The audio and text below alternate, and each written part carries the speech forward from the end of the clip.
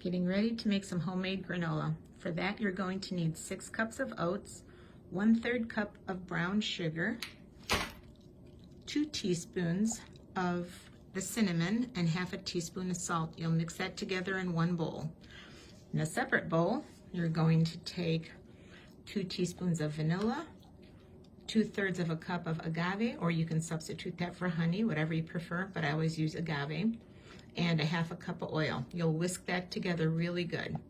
Once you mix your dry ingredients all together, then you mix this wet ingredients on top of that, put it all on parchment paper, and place in your oven at 325 for 20 minutes. While the granola is cooking, I like to prepare my nuts and fruits mixture.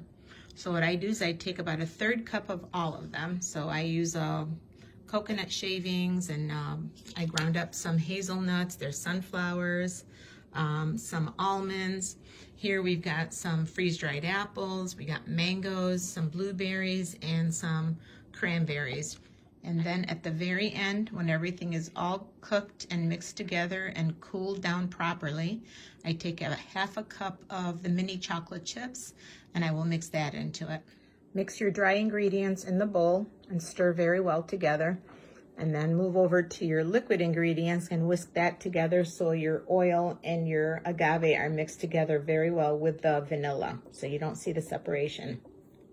Now you're going to pour your agave with the oil and cinnamon and mix that very well with the granola, and then spread the mixture evenly on the cookie sheet that's lined with parchment paper. Bake for 20 minutes at 325. So while the granola is cooking, you combine all of your dried ingredients in one bowl, and we did about 1/3 cup of each, so I have probably close to, I do have about 3 cups worth total.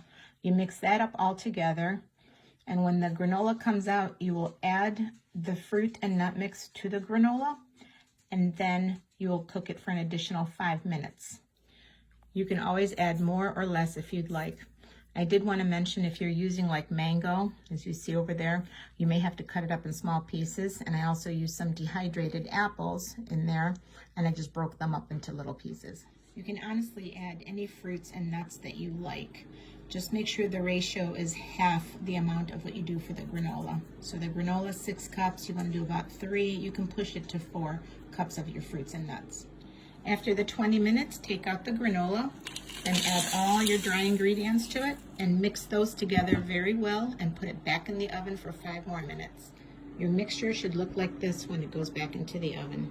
Everything mixed together nicely. After your granola has cooled completely, add mini chocolate chips to it and then store it in your container. You can enjoy this over yogurt or just with milk or just snacking. Enjoy.